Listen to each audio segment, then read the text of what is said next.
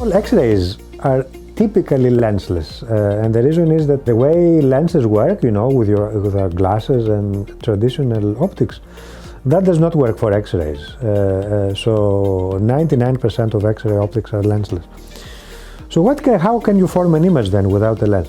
Well, the answer is in computation. A big motivation of our research is when the physical systems, the lenses, stop working, then how can you compensate the lack of the physical element with computation? So X-rays is sort of the classical idea. There's also other cases. Ultrasound, very difficult to make lenses. We don't do ultrasound in my group, but it's a similar idea. It's very difficult to make lenses for sound. So most of the ultrasound devices are also purely computational and lensless. Even for visible light, where of course lenses are widely available, in some cases it is better not to use them. For example, if the requirements of a system make the lens very big and very heavy, then maybe you can consider getting rid of the lens and trying to compensate by computation. So that's a little bit weird too, because what I'm saying now is that the lens is a physical device, right? You make it out of glass or you polish it and so on. And then I'm saying that you can replace the function of this device with a computer. That sounds hard, right?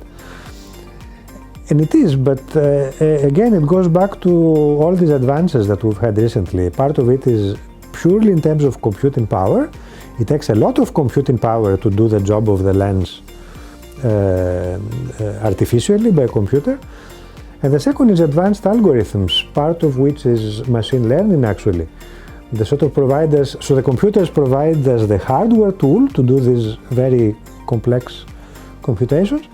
And then the algorithms for machine learning and related fields, they provide us the mathematics, they provide us the methodology for how to do these very elaborate operations, and they're obviously very useful because when it comes to X-rays, you cannot use the lens, you're stuck, right? But luckily now we can do it, thanks to these advances. It might sound impossible, it also sounds a little bit crazy. How can you possibly do any of this? After all, it appears that information is missing. The camera looks dark, means that you did not capture light. There is two reasons why we can do it. One is that actually the camera does capture a little bit of light.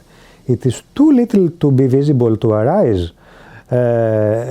Sensitive electronics in the camera will capture it, but it will look extremely noisy. It will look, we actually call it salt and pepper noise, because if you really look closer to the pixels, they don't make any sense at all. Just looks like some pixels are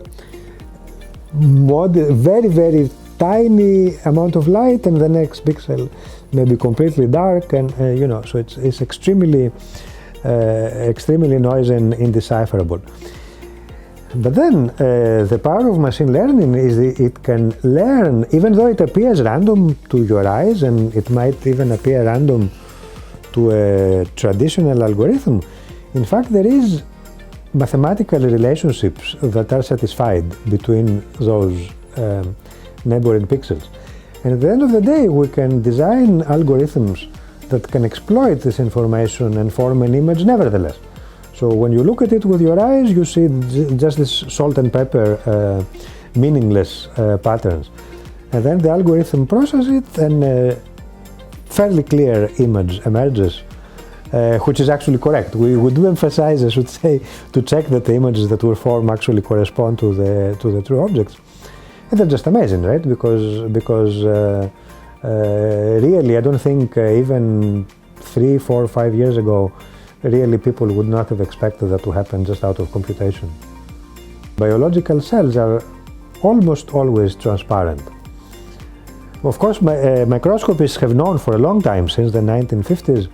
There was a Nobel Prize for the first time someone worked out a way to still visualize these transparent objects.